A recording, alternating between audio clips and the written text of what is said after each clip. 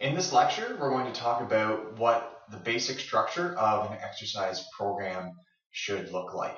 Now, I put several examples in the sidebar so you can download some sample exercise programs and get an idea of what they are supposed to look like. But generally speaking, if you're just trying to be a healthier person and you're just trying to fit in some exercise so that you can be better at your recreational sports or live a longer, healthier life, or avoid getting certain types of diseases, then really you should probably do a basic warm-up, workout, and cool down on days when you're doing strength training, and then do cardiovascular training on other days. If that doesn't work for you and you want to put it all in on the same day, that's absolutely fine.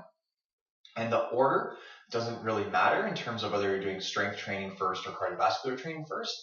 I would recommend that you do the one that you like the least first, because what ends up happening is you'll start to get, you'll do the first set of workouts and maybe it's the stuff you really enjoy. And if you don't like another type of exercise, then you're a lot more likely to put it off or skip it and not do it at all. Or even better yet, what you can do is combine the two so you're doing both of them at the same time, which is actually, I think, the most beneficial way to exercise, because you save the most time and you get the most out of your training program.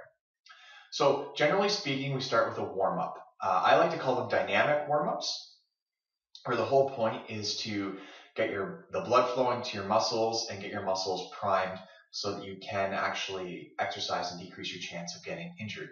So in a typical warm-up, what I would have a client do is maybe 4 to 6 exercises that are mostly full body movement exercises combined with correction pattern or movement patterning exercises, so that they're not tired when they're trying to learn a new movement, or they re-groove the movement pattern before we actually start lifting heavy weights. So I'm going to show you in a demonstration in another lecture. We'll do a follow-along exercise, and I'll give you some examples of what a typical warm-up might look like for someone.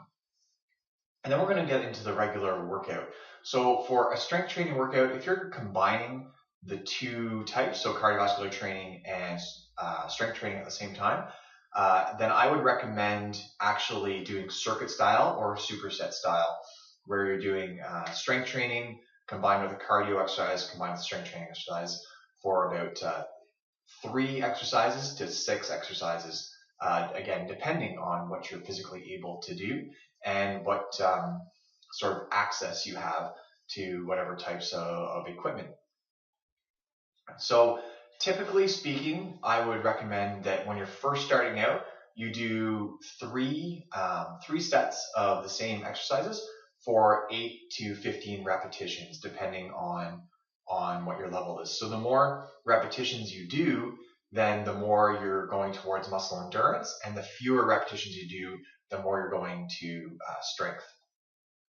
And I train most people in the strength range, so more likely 4 to 10 or 4 to 8 reps. But when you're first starting out, I would recommend more like 10 to 15, just because we want to get the movements correct first and make sure you can do everything properly before we step up your training into the lower rep range.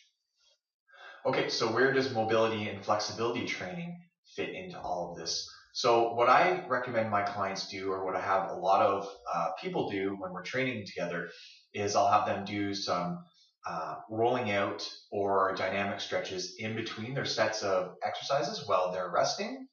And then I'll have them do rolling out and stretches at the end of the workout once we've done all of the sets. So this does 2 things. One, it saves you time because you're always doing something and never just standing there catching your breath. And 2, it helps you decrease your chance of being sore and possibly becoming injured in future workouts.